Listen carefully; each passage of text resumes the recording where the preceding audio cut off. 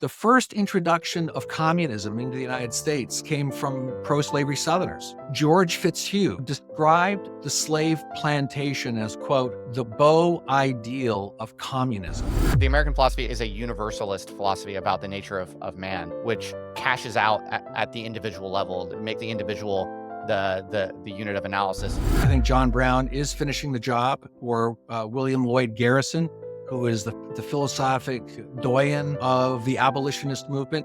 They saw themselves as explicitly fulfilling the principles of the Declaration of Independence. I'm curious how you read subsequent philosophical and moral revolutions in later American history, because you talked about how at a certain point there was this massive rejection of the founders' philosophy that occurred in American history.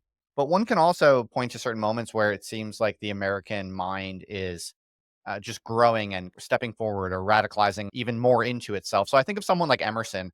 I wonder how you read someone like Emerson, who in some way radicalized the American man's claim to mental sovereignty. But you can also think about 20th century struggles, even something like feminism or the Black struggle for civil rights. It seems like there's perpetual tendencies for Americans to make a claim using reason to a reasoned claim to certain inalienable rights, and with a certain kind of spirit of liberty, we might say a spirit of kind of moral righteousness, saying we're not going to take it anymore. We're going to take power for ourselves, whether you like it or not.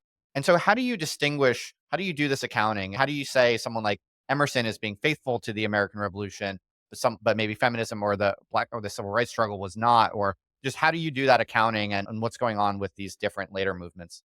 Right.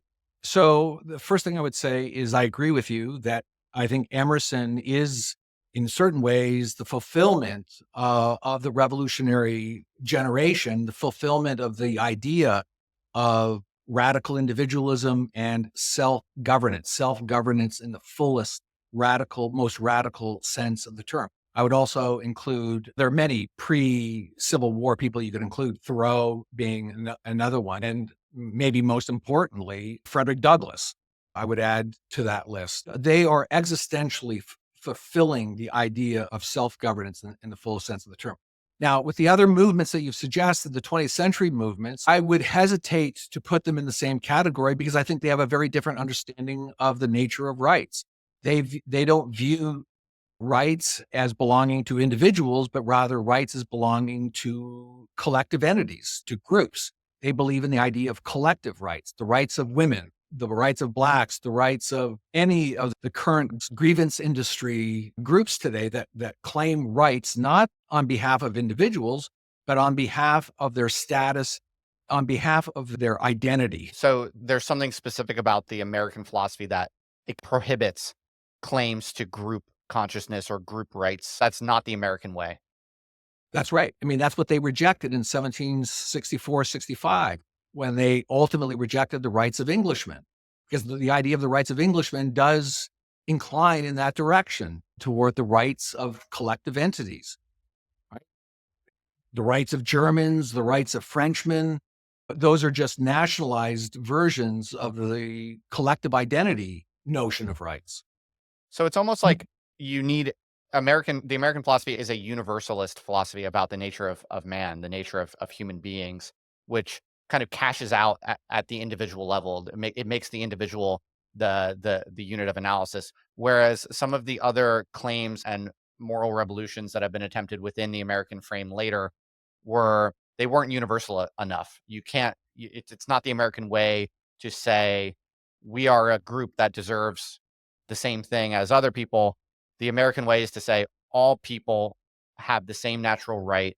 Everyone is entitled to the rights of man, but you can't make specific claims for specific groups being entitled to anything specific, basically.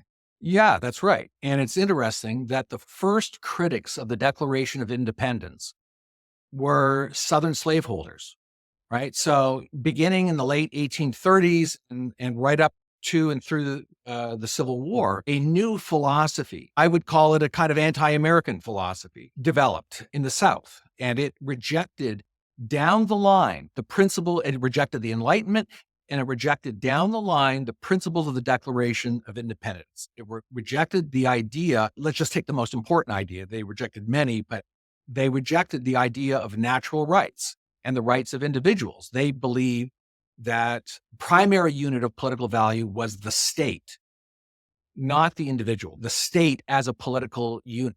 And then narrowing it down, they even viewed the idea of plantations having rights and plantation owners having rights. And this is very interesting. The first introduction of communism into the United States came from pro-slavery Southerners. George Fitzhugh, who is, I think, the greatest philosopher of the pro-slavery South, described the slave plantation as, quote, the beau ideal of communism. And Southern slaveholders were the harshest critics, not only of the principles of the Declaration, but of the freedom philosophy and certainly of laissez-faire capitalism. Interesting, right? Because the plantation is this sort of perverted communitarianism, right? It's this intensive, like, we are a group, we are a family, we have rights within the family, and we shall not, what we do within this family will not be disputed in a way, right? So that's interesting. Yeah, yeah, no, absolutely. And I mean, some of the Southern slaveholders essentially argued for slavery. Now, this was not their term. This is my term, obviously, so it's somewhat ahistorical. But essentially, what they described was a cradle to grave welfare state.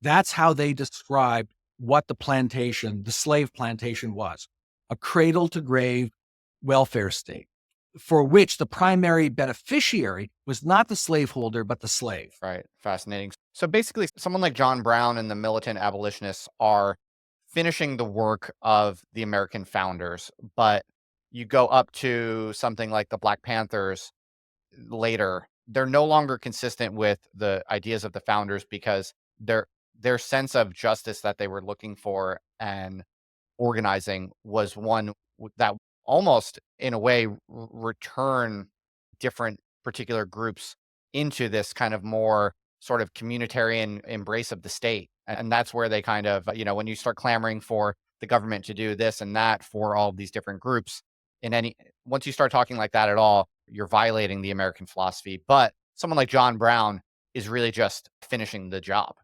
No, I think that's exactly right. I think John Brown is finishing the job, or William Lloyd Garrison, who is the philosophic doyen of the abolitionist movement. They saw themselves as explicitly fulfilling the principles of the Declaration of Independence.